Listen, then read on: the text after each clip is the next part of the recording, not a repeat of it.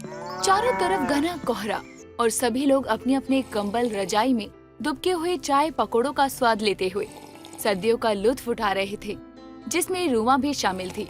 रूमा अपने हॉल में बैठी हुई टीवी देखते हुए चाय पकौड़े खा रही थी। बहू, अरे ओ बहू, खाना बनने के बाद मेरे लिए थोड़ा गर्म पानी ले आइयो। सर्दी में ठंडा पानी पिया नहीं जाता मुझसे। जी माँ जी, मैं कर दूंगी आपका गर्म पानी। अरे रूमा, कहाँ है तू? इसे देखो, इसे देखकर तो ठंड भी ना जाए। अरे इतनी सर्दी भी नहीं है जो तू कंबल में दुबकी हुई है। अब मुझे नहीं पता कि तू क्या खाती है जिससे तुझे सर्दी नहीं लगती, लेकिन अब जब मेरे घुटने जवाब दे रहे हैं इस उम्र में, तो ये सर्दी मेरी जान लेकर ही मानेगी। मैं तो सुबह उठकर 4 चक्कर पार्क से लगाकर आती हूँ और सुबह सुबह ही गर्मा गर्म खाना बनाकर कामों में लग जाती हूँ। अब इस ठंड को लेकर बैठे रहेंगे तो ये वही बात हो गई ना, आ बैल मुझे मार। अच्छी बात है, किसी को तो मोहल्ले में ठंड नहीं लगती। चाय पिएगी क्या? सर्दी में भी भला कोई चाय के लिए पूछता है क्या? बहू, कम्मो के लिए 1 कप चाय लेती है। और बता कम्मो, कांता का क्या हाल है? उसकी बेटी पिंकी का कुछ पता चला? किसके साथ भाग गई? अरे मैंने तुझे बताया था ना, वो अखबार वाले के साथ ही उसका लफड़ा चल रहा है, उसी के साथ भागी होगी। तू कुछ भी कह रूमा, लेकिन अभी तक कांता का घमंड नहीं गया। अरे मुझे देखकर अपने बेटे को कह रही थी, कोई भी कुछ भी बोले मुझे आकर बताया कर, उसकी तो मैं खैर छुड़ाऊंगी। सच बता, तू तो उसके घर ही जा रही थी ना? हाँ, जा तो उसकी बेटी के बारे में हालचाल लेने ही थी, लेकिन कम्मो भी अब उसे दिन में तारे दिखाएगी। कम्मो और रूमा आपस में बातचीत कर रहे थे, तभी वहाँ रूमा की बहू चांदनी चाय लेकर आती है। बहू, तूने अपने लिए चाय नहीं बनाई? अगर बनाया है तो ठीक है, यहाँ आकर पी ले, हमें भी अच्छा लगेगा, फिर बाद में काम कर लियो। नहीं माँ जी, इतनी भी सर्दी नहीं है और काम करते हुए पता भी नहीं चलता कि ठंड है भी या नहीं। तेरी बहू ना बिल्कुल मेरी तरह ही है। बहू, मेरा भी कुछ ऐसा ही है। ठंड में अगर कहो कि बहुत ठंड लग रही है तो और ज्यादा ही सर्दी लगती है। माँ जी, मैंने जो रात में दही बल्ले बनाए थे वो आपको खाने हैं क्या? कम्मो काकी, आपको खाने हैं दही बल्ले, लेकिन ठंडी होगी वो ज्यादा। अरे ले आ बहू, मुझे तो वैसे भी दही भल्ले टेस्टी लगते हैं। अब चांदनी फ्रिज से 2 कटोरी में दही बल्ले लेकर आती है, जिसमें एक वो अपनी पड़ोसन कम्मो को देती है और दूसरा वो खुद खाते हुए कहती है, सर्दी में ठंडे ठंडे दही बल्ले खाने का मजा ही कुछ और है। कैसे लग रहे हैं दही बल्ले काकी? मजा ही आ गया फ्रिज की ठंडी दही के साथ भल्ले खाकर। रूमा, तू तो ये खा ले तो अगले महीने तक बिस्तर से ना उठे। तूने भी अपने शरीर को कैसा बना लिया है, थोड़ी सी दही भी बर्दाश्त नहीं होती। क्या है तेरा शरीर? अपना शरीर अपने हाथों में है। तू अभी तो ये खा रही है, जब बीमार होगी तब पता चलेगा। और तुझे तो पता है ना कि मैं खाने के मामले में कितनी सावधानी बरतती हूँ। और लेंगी क्या कम्मो काकी? ये मैंने अपने हाथों से बनाए हैं। हाँ हाँ बहू, ये सब भी कोई पूछने की बात है? ले आ थोड़ा सा। अभी लाई कम्मो काकी। चटनी में कौन सी चटनी डालूं, मीठी या तीखी? दोनों डाल दियो बहू, लेकिन दही फ्रिज वाली ठंडी ही होनी चाहिए। कम्मो और अपनी बहू चांदनी को देखकर रूमा का मन भी हो रहा था कि वो दही बल्ले खाए, लेकिन रूमा तो ठंडा पानी भी पी लेती तो उसकी हालत खराब हो जाती। अब देर शाम रूमा अपनी बहू से कहती है, बहू, सब्जी तो लगभग खत्म हो चुकी है। देख बहू, अभी तो मुझ में इतनी हिम्मत नहीं है कि मैं सब्जी लेने जाऊं, लेकिन मैं राजीव को कह देती हूँ, वो थोड़ी बहुत सब्जी ले आएगा। अरे कोई जरूरत नहीं है राजीव को परेशान करने की। सब्जी लाने तो बाजार तू भी चली जाएगी, चल मेरे साथ। नहीं नहीं, मैं तो घर के बाहर कदम भी न रखूं। 10 दिन से मैंने धूप के दर्शन नहीं किए हैं, और तू कह रही है कि इस कोहरे में मैं तेरे साथ बाजार चलूं? नहीं नहीं कम्मो, मुझे माफ कर दे। रूमा देख, तू अगर मेरे साथ बाजार नहीं जाएगी तो अपनी दोस्ती खत्म। रूमा भी अब कम्मो के साथ मार्केट जाने के लिए मजबूर हो जाती है। रूमा के साथ चांदनी भी बाजार जाने की जिद करने लगती है। अब तीनों मिलकर बाजार जाते हैं। जहाँ रूमा सब्जी लाने चली जाती है तो वहीं कम्मो और चांदनी को बाजार में ही दही बल्ले की रेड़ी दिखती है। रूमा तो सब्जी लेने में ही लगी है, थोड़ा कुछ खा लेते हैं। भैया 2 प्लेट ठंडी ठंडी दही के साथ भल्ले पापड़ी लगा दो। अरे ये दोनों कहाँ चली गयी? मुझे तो दिख ही नहीं रही हैं। अरे बहू वो देख, रूमा हम दोनों को ढूंढ रही है, चल जल्दी यहाँ से, वरना तू तो जानती ही अपनी सास को, तुझे बिना बात के सुनाएगी। अब दोनों रूमा के पास पहुँचते हैं और अनजान बनते हुए रूमा से कहते हैं, कहाँ थी आप माँ जी? मैं आपको कब से ढूंढ रही थी। हमने तो पूरा बाजार ढूंढ लिया और आप यहाँ थी। देख बहू, तू इस कम्मों के साथ रहकर अगर मुझसे झूठ बोलेगी तो ऐसी पड़ोसन होने से तो ना होना अच्छा है। माँ जी, तो क्या आपने मुझे और कम्मो काकी को दही बल्ले खाते हुए देख लिया? और माँ जी, आपको पता ही है मुझे दही बल्ले कितने पसंद है, लेकिन मुझे सर्दी में ये नहीं खाना चाहिए। अरे रूमा, तू तो अपनी बहू को बिल्कुल अपनी तरह बना रही है। अभी उसका खून जवानी वाला है, इतना ठंड तो बर्दाश्त कर ही सकती है। तो मैंने इसे कब कहा कि तू दही भल्ले खाना छोड़ दे? बल्कि तुम दोनों के जोश को देखकर इस ठंड में मुझे भी मन कर रहा है दही भल्ले खाने का। चल बहू, अब मैं तुम दोनों को दही भल्ले खिलाऊंगी और खुद खाऊंगी भी। ये सुन रूमा की बहू चांदनी और कमो बहुत खुश होते हैं और अब तीनों मिलकर दही बल्ले खाते हैं। चांदनी और कमो तो एक एक प्लेट में मान जाती हैं, लेकिन रूमा 3 प्लेट दही भल्ले खा लेती है। और वो जब चौथी प्लेट दही भल्ले पापड़ी मांगती है तो चांदनी और कमो एक दूसरे का मुंह एक साथ देखते हुए एक दूसरे से कहती है, ये क्या देख रहे हैं हम? ये क्या देख रहे हैं हम? वही जो तुम लोग देख रहे हो। वैसे सच कह रही थी तू कम्मो, ठंडी में ठंडे दही बल्ले पापड़ी के साथ खाने का मजा ही कुछ और है। क्यों बहू, सही कहा ना मैंने? हाँ हाँ माँ जी, एकदम सही कहा आपने। अब तीनों घर पहुँचते हैं। चांदनी शाम के खाने में बिजी हो जाती है और रूमा अपने कंबल में हीटर चलाकर बैठ जाती है, लेकिन उसकी तबीयत काफी खराब होने लगती है। अब अगली सुबह चांदनी चाय बना रही थी, लेकिन अब तक उसकी सास रूमा की नींद नहीं खुली थी। क्या बात है, आज माँ जी नहीं उठी? लगता है आज माँ जी को कुछ ज्यादा ही काम है। अरे बहू, रूमा कहाँ है? आज उठी नहीं क्या? वरना वो तो इस वक्त तक टीवी खोल के बैठी रहती है सोफे पर। अरे कम्मो काकी, अच्छा हुआ आप आ गई। आज तो माँ जी ने चाय भी नहीं मांगी। आप उनके कमरे में चलिए, मैं उनके लिए और आपके लिए चाय लेकर आती हूँ। कमो जैसे ही रूमा के कमरे में जाती है और रूमा को उठाती है, रूमा कोई जवाब नहीं देती। कमो रूमा को हिलाती भी है, लेकिन रूमा कोई जवाब नहीं देती। अब कमो जोर जोर से रोते हुए चिल्लाने लगती है, अरे बहू, कहाँ है तू? रूमा नहीं रही। कैसे कल ही साथ में हमने दही बल्ले खाए थे। तुझे क्या जरूरत थी दही बल्ले खाकर मौत को दावत देने की? अब मैं किससे चुगली करूंगी?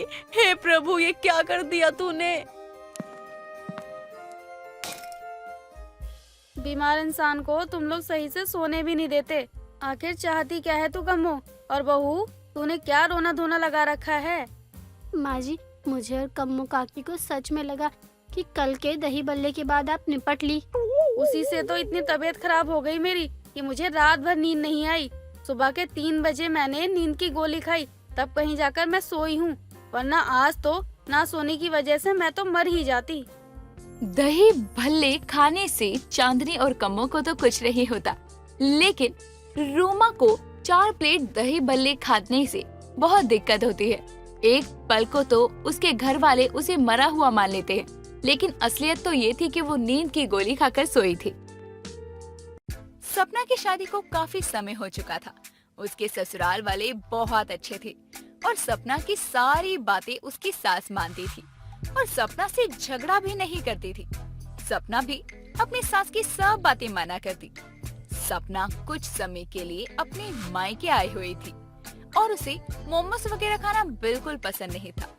सपना मायके आई थी, ये बात उसकी सहेली को पता चलती है, तो उसकी सहेली उसके घर उससे मिलने आती है और कहती है, इस बार तो तू बहुत दिनों में अपने घर आई है, अब तेरा हमसे मिलने का मन नहीं करता क्या? अपनी फालतू की बकवास बंद कर और चल बाहर से कुछ खाने चलते हैं। मुझे बहुत जोर से भूख लगी है। हाँ हाँ, अब तो मेरी बातें तुझे बकवास ही लगेंगी। मुझे नहीं जाना तेरे साथ बाहर कुछ भी खाने। चल ना, मुझे सच में बहुत ज्यादा भूख लग रही है। मेरा घर में कुछ भी खाने का मन नहीं कर रहा। ठीक है, लेकिन मोमोज खाएंगे, वो भी कुरकुरे। मुझे तो कुरकुरे मोमोज बहुत ही पसंद है। यार रोशनी, तुझे तो पता है ना कि मुझे मोमोज नहीं पसंद। मैं तो मोमोज बिल्कुल भी नहीं खाने वाली अगर मैं बाहर गई तो। अच्छा ठीक है, चल मत खाइयो, चल तो ले, जो तुझे खाना हो वो खा लियो, लेकिन मैं तो कुरकुरे मोमोज ही खाऊंगी।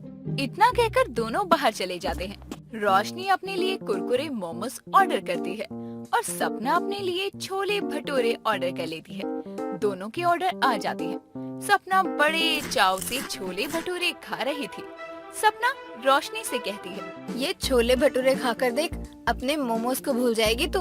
तू ये मोमोज खाएगी ना तो इसके अलावा और कुछ भी नहीं खा पाएगी। तुझे सिर्फ यही खाने का मन करेगा, ये इतनी टेस्टी हैं। इतना कहकर सपना रोशनी की प्लेट से एक मोमोज उठाकर खा लेती है।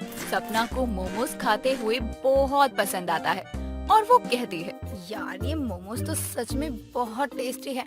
मैं तो आज तक ऐसे ही इससे नफरत करती आ रही थी। अब तो छोले भटूरे खा, क्योंकि ये मोमोज तो मैं खाने वाली हूँ। इतना कहकर सपना रोशनी के सारे मोमोज खा लेती है। इसके बाद सपना मोमोज की फैन हो जाती है और जब भी उसे कुछ खाने का मन करता तो वो मोमोज ऑर्डर कर लेती। ऐसे ही वक्त बीतता है।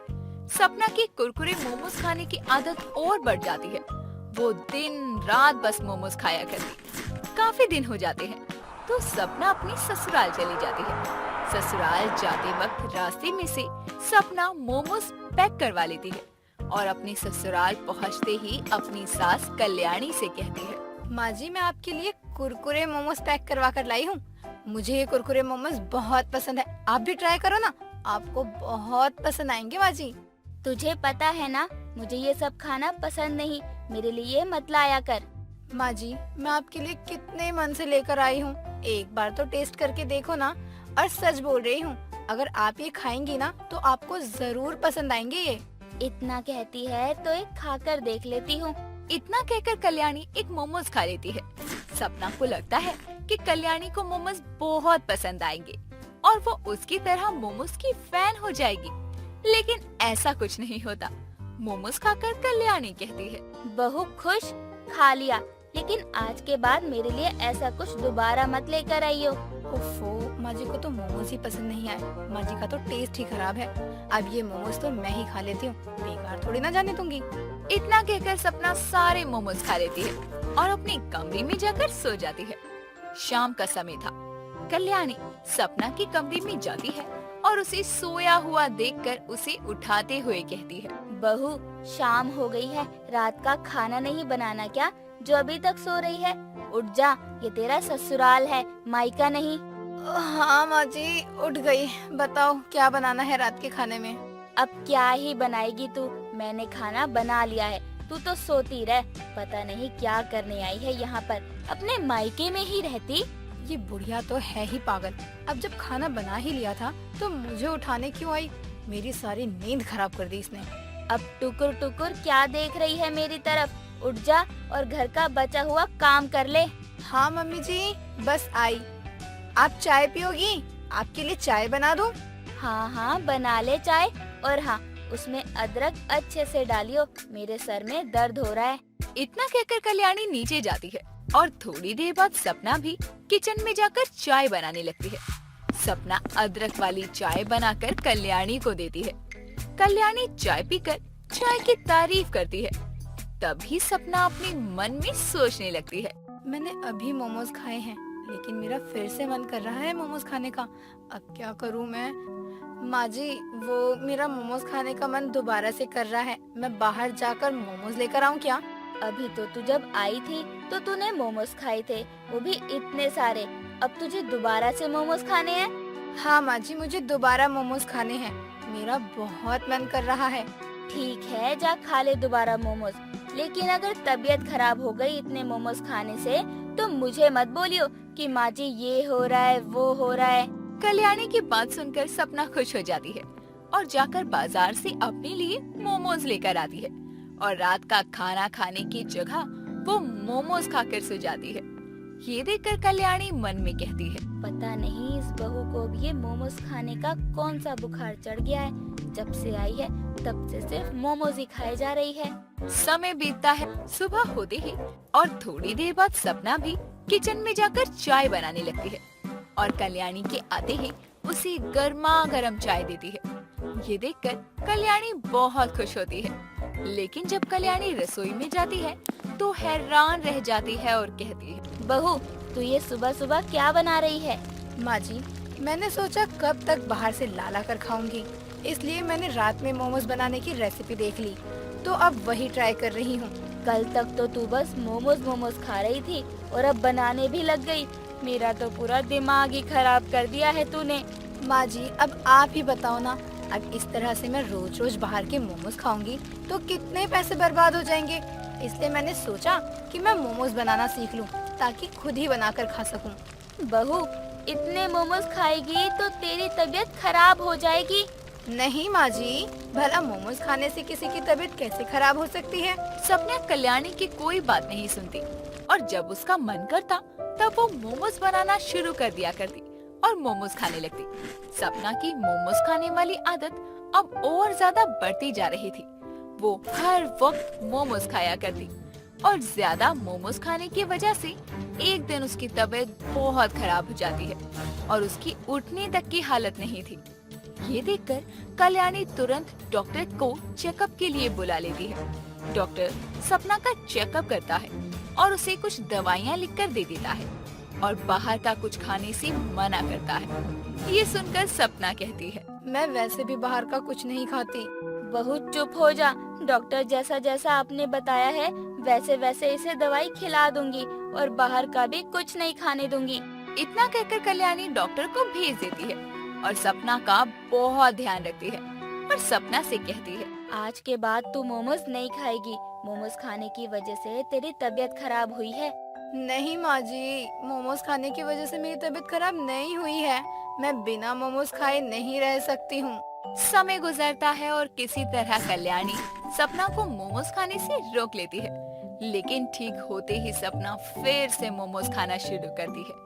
ये देखकर कल्याणी को उस पर बहुत गुस्सा आता है और वो गुस्से से कहती है, अभी तो तू पूरी तरह ठीक भी नहीं हुई है और तूने फिर से मोमोज खाना शुरू कर दिए हैं। माँ जी, मैं इतने दिन तो बिना मोमोज खाए रह गई, पर अब मुझसे नहीं रहा जा रहा। थोड़े से ही खाऊंगी, खा लेने दो ना प्लीज। कल्याणी सपना की कोई बात नहीं सुनती और उसके हाथ से मोमोज छीनकर फेंक देती है। लेकिन सपना को तो मोमोज खाने ही थे, तो वो हेल्दी मोमोज की रेसिपी देखने लगती है और व्हीट मोमोज बनाने लगती है, जो खाने में बहुत टेस्टी और हेल्थी थे। व्हीट मोमोज खाने से कल्याणी भी सपना को नहीं रोकती। इसके बाद जब भी सपना का मन करता तो वो व्हीट मोमोज ही बनाकर खाया करती। चंदा आराम से सो रही थी, तभी उसकी माँ मालती आती है और उजाला होने से पहले चंदा को उठाने लगती है। काफी देर तक चंदा को मालती उठाती रहती है और मालती कहती है, अरे अब उठ भी जा, भूल गई क्या? लोटा पार्टी में जाना है। सब लोग जाने लगे, लेकिन तेरी तो नींद ही पूरी नहीं हुई। अरे अब उठ भी, चल जल्दी जाना है, उजाला होने वाला है। क्या माँ, आपने उठा दिया। मुझे उठाने से अच्छा हम यहाँ एक शौचालय ही बनवा लेते हैं ना। जब भी जाना हो जा सकते हैं। पता नहीं क्या आपको लोटा पार्टी में ही जाना होता है। हाथ में पैसे नहीं है और इसे घर में शौचालय चाहिए। यहाँ तो ना ही सरकारी शौचालय है और पैसों की किल्लत की वजह से ना ही हम अपने घर में शौचालय बनवा सकते हैं। पता नहीं कैसे जिल्लत भरी जिंदगी है ये। माँ, जब आप मेरी शादी करोगी ना तो ऐसे ही घर में करना जहाँ शौचालय हो। मेरे ससुराल में शौचालय की कोई परेशानी नहीं होनी चाहिए। तू यहाँ बातें मत मार। अब चले? यहाँ पर कोई भी शौचालय नहीं है। हमें अपना पेट खाली करने के लिए खेत में ही जाना पड़ेगा, वो भी लोटा लेकर। और अगर उजाला हो गया तो उसके बाद वो भी मुश्किल ही हो जाता है। हाँ चलो माँ, वरना मेरी बातों की चक्कर में हमें रात का इंतजार करना पड़ जाएगा। पता नहीं कहाँ से तुझे सुबह सुबह ये शौचालय की सोच आ गई। बार बार तू ये क्यों भूल जाती है कि हम किसी बड़े शहर में नहीं रहते। हम एक छोटे से गांव में रहते हैं जहाँ ये सारी सुख सुविधा नहीं है। माँ, मेरा बस चले ना तो मैं चांद पर भी शौचालय बनवा दूं। ये तो गांव है। तू और तेरी बड़ी बड़ी बातें, जिसका कोई सर पैर नहीं होता। चल अब चलते हैं। इतना बोलकर दोनों खेत में चले जाते हैं। मालती और चंदा के साथ गांव की और भी औरतें गई हुई थी और इस लोटा पार्टी का आना जाना होता रहता था, क्योंकि जिस गांव में चंदा रहती थी वो बहुत ही छोटा और पिछड़ा गांव था, जिसमें आम गांव के मुताबिक सुख सुविधा नहीं मिल पा रही थी। यहाँ तक कि रोजाना की जरूरत शौचालय तक नहीं था। शौच जाने के लिए लोगों को गांव में जाना पड़ता था। ऐसे ही एक दिन चंदा अपने घर में बैठी हुई थी। तभी उसके पास उसकी एक सहेली ज्योति आती है और कहती है, अरे चंदा, पता नहीं मेरे साथ क्या हो रहा है।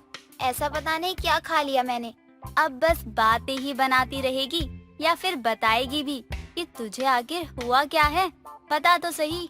अरे सुबह से पता नहीं क्यों मेरा पेट इतना ज्यादा खराब है। सबसे छुपकर 2 बार लोटा लेकर खेत में चली गई, लेकिन अब भी वही हाल है। बहुत परेशान हो गई हूँ मैं तो। तभी तो मैं बोलती हूँ कि गांव में भी अगर एक शौचालय होता तो इतनी ज्यादा परेशानी ना होती। आदमी लोगों का क्या है, वो तो चले जाते हैं, न कभी दिन देखते हैं न रात। लेकिन हमारा क्या? जो चीज संभव ही नहीं है उसकी कल्पना करने से भी क्या हो जाएगा। शौचालय, वो भी इस गांव में। इससे अच्छा तो मैं 4 से 6 बार और खेत चली जाऊं। कम से कम पेट तो हल्का होगा ना। यही तो दिक्कत है सबकी। कोई सही बात करे तो उसकी बात को महत्व नहीं देते। अरे शौचालय होना तो अच्छी बात है, औरतों के लिए, लड़कियों के लिए सुरक्षित भी तो रहेगा ना। तुझसे मैं कोई भी बात करने आऊँ, तू बस एक ही बात करती है कि तुझे शौचालय चाहिए, बस। अरे इतना कौन शौचालय करता है। मैं इतनी बार आज खेत नहीं गई जितना तूने अपने ख्यालों में शौचालय बना लिया है। अब बस भी कर, रहने दे। अगर बनना होगा तो बन जाएगा। भगवान, बस मेरी एक विनती सुन लो, मुझे यहाँ से बुला लो। इस गांव के सभी लोग तो मंद बुद्धि हैं, सही बात का पक्ष ही नहीं लेते हैं और गलत बात के लिए सुनाना होता है सबको। चांद पर मेरा घर हो काश। अब क्या तू सोचने लग गई? अच्छा, मुझे फिर से खेत जाना पड़ सकता है। एक काम करना, तू भी मेरे साथ खेत चल ले। आसपास नजर रख लियो कि कोई आ ना जाए कहीं से।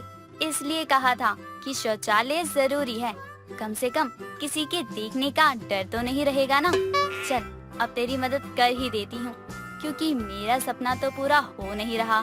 हाँ, अब चल जल्दी से, वरना यहीं कोई परेशानी ना हो जाए। इतना बोलकर दोनों खेत में चले जाते हैं। चंदा को बस शौचालय से मतलब था। वो आए दिन गांव में हर किसी को यही बोलती रहती थी कि गांव में सार्वजनिक ही सही, लेकिन एक शौचालय होना आवश्यक है। लेकिन चंदा की बात पर कोई गौर नहीं करता था। चंदा को इसी बात से बहुत ज्यादा बुरा भी लगता था।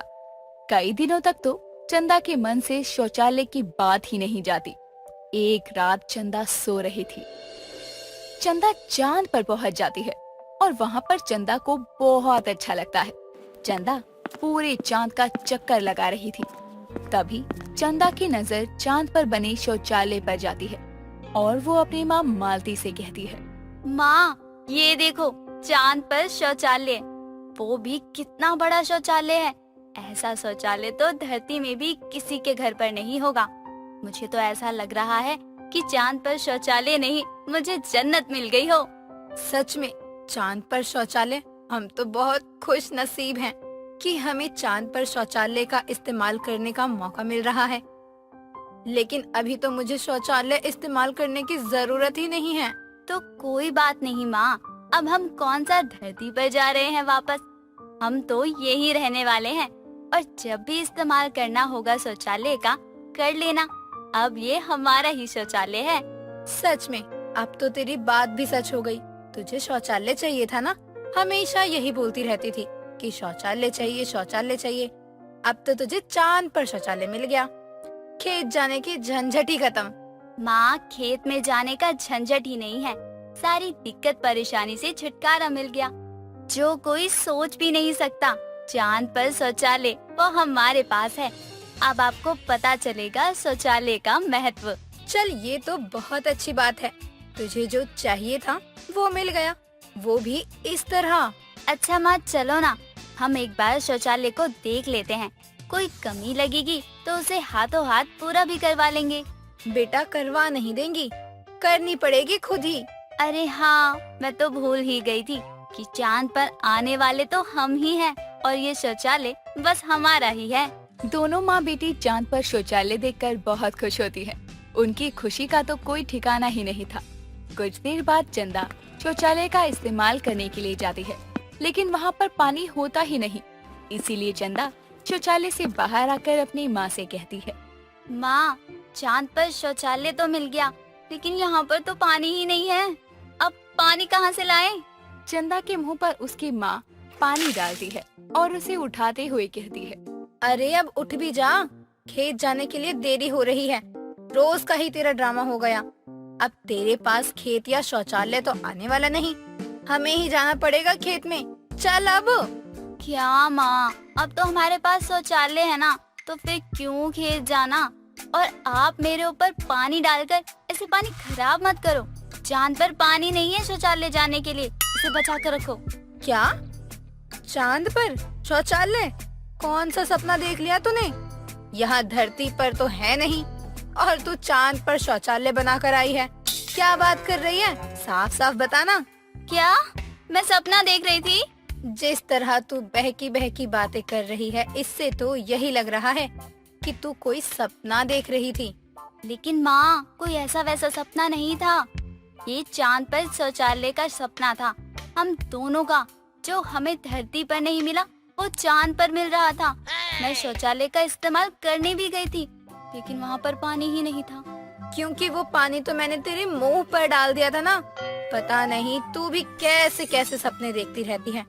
अरे चांद पर शौचालय कैसे हो सकता है? पागल कहीं की। चांद पर शौचालय हुआ है कभी? माँ, आप कुछ भी बोलो, लेकिन सपने में ही सही हमारा चांद पर शौचालय था तो ना। और आपको पता है, बहुत बड़ा शौचालय था चांद पर। जैसा वो शौचालय था ना, वैसा कभी मैंने टीवी में भी नहीं देखा।